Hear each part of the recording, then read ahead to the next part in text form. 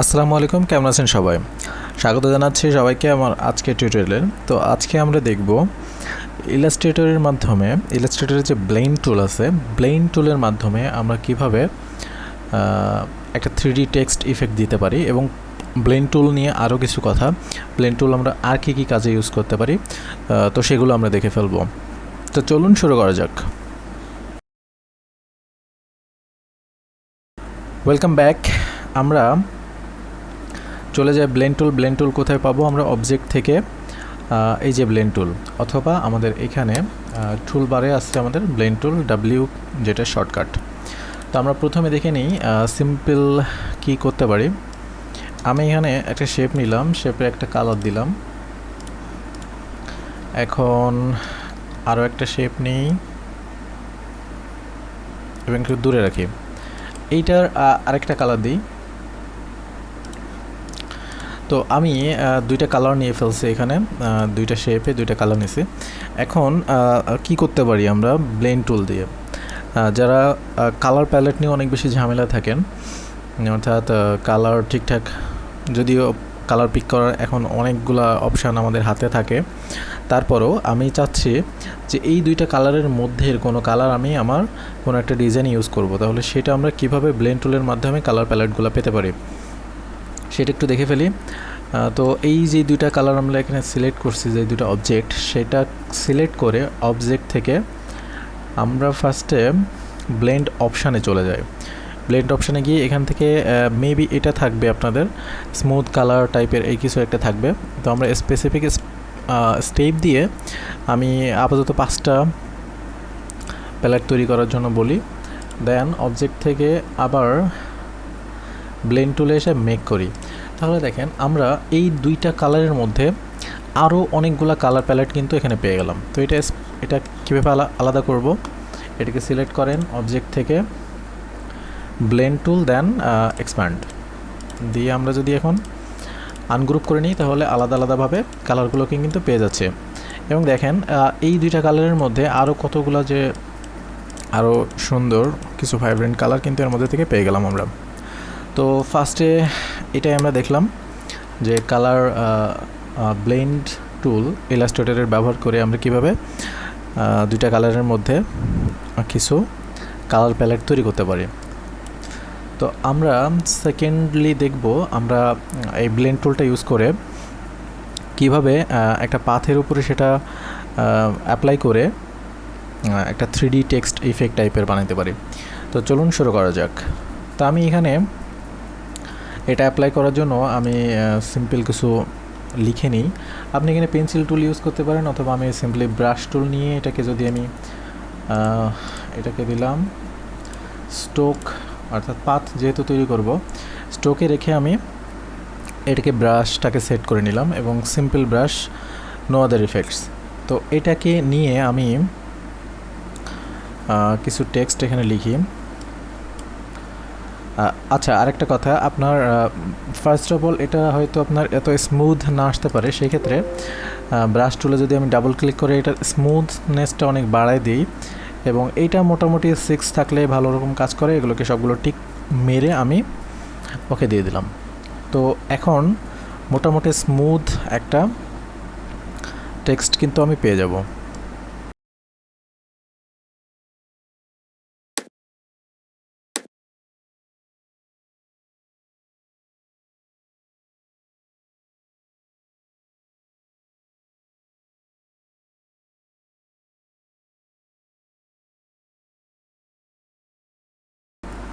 তো এখন আমরা কিভাবে কালার এখানে অ্যাপ্লাই করব, বা কিভাবে আমাদের সেই যেটা আমাদের 3D ইফেক্ট যেটা বলতেছিলাম সেটা আমরা কিভাবে অ্যাপ্লাই করব, সেটার জন্য আমরা দুইটা আসলে কালার ক্রিয়েট করে নিই। এখানে আমি আসলে এখানে দিব দুইটা উজ্জ্বল রঙের কালার, প্লাস সাথে আরও একটা কালার দিয়ে দিই।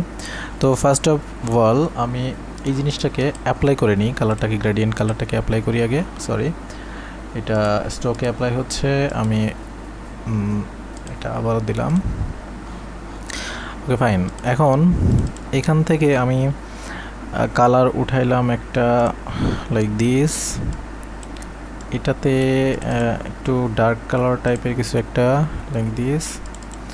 এটাতে আমি আবারও একটা সো এই ধরনের একটা কালার আমি এখান থেকে পিক করে নিলাম। তো ঠিক আছে, আমি এটাকে এখন কপি করে এপাশে আরেকটা নিয়ে আসি এবং এই দুটাকে খুব ছোট করে দিই, কারণ আমাদের টেক্সট কিন্তু খুব বেশি মোটা না। সো এইটার যে পরিমাপ, যেই পরিমাণ আপনি রাখবেন সেটাই কিন্তু আমাদের টেক্সটের উপরে সেটা অ্যাপ্লাই হবে। তো ঠিক আছে, তো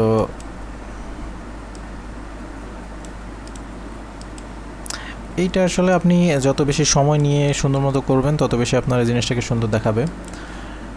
তো ফার্স্ট অফ অল আমাদের এটাকে একটু ব্লেন্ড টুল দিয়ে ঠিক করে নিই। ব্লেন্ড টুল, এখন এই ক্ষেত্রে আমাদের এই যে সংখ্যাটা একটু বেশি নিতে হবে, কারণ আমাদের কিন্তু এর মধ্যে স্টেপ অনেকগুলো স্টেপ। সো আমাদের এই জিনিসটাকে একটু বেশি নিতে হবে। এখন দুইটাকে সিলেক্ট করে আমি এখান থেকে মেক করে দিলাম, ব্লেন্ড টুল থেকে এসে মেক।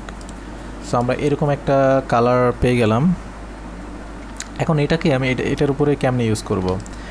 এই আমাদের যতগুলা আলাদা আলাদা টেক্সট এখানে আমরা আলাদা আলাদা অবজেক্ট তৈরি করছি, ততগুলো কিন্তু এটার দরকার হবে। সো আমি একটু গুনে নিই, এখানে 1টা 2টা 3টা 4টা 5টা 6টা 7টা 8টা। সো আমি এটাকে 8 বার কপি করে নিই।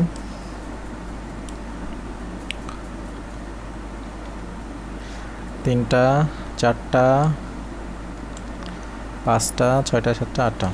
ঠিক আছে, এখন আমি একটা একটা করে অ্যাপ্লাই করি। কীভাবে অ্যাপ্লাই করব?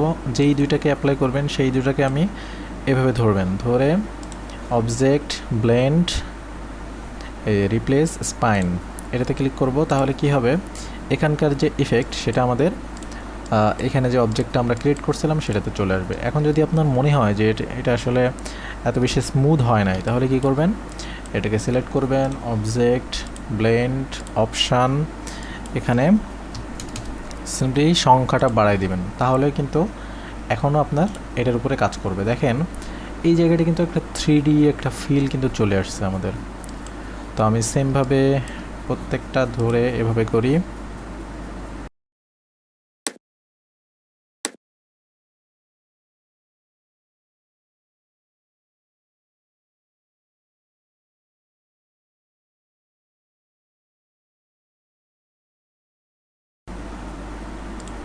আচ্ছা, আপনি যদি বারবার ঝামেলা না করতে চান তাহলে কি করবেন, এই যে জায়গাগুলা একটা পাথের উপরে করে ফেলতে হবে। যদি আপনি পারেন কোনোভাবে, তাহলে কিন্তু একবার ইউজ করলে আপনারটা হয়ে যাবে। তো আমি এটার নিচে একটা ব্যাকগ্রাউন্ড দিয়ে ফেলি, ডার্ক কালারের একটা ব্যাকগ্রাউন্ড, তাহলে আরও বেশি সুন্দর দেখাবে আমার মনে হয়। তো ডার্ক লাইক দিস, আর একটু ডার্ক করে দিই এবং অ্যারেঞ্জ থেকে সবার পিছনে পাঠাই দিই, রাইট। তো এটাকে আপাতত লক করে আমি প্রত্যেকটাকে সিলেক্ট করে গ্রুপ করে মাঝখানে নিয়ে আসলাম। সো দ্যাটস ইট, আমরা ব্লেন্ড টুলের মাধ্যমে আমরা আমাদের তৈরি করা পাথের উপরে আমরা একটা 3D ইফেক্ট দিতে সক্ষম হইলাম। সো এই ছিল আজকে টিউটোরিয়াল। ভিডিওটি শেষ পর্যন্ত দেখার জন্য অসংখ্য ধন্যবাদ।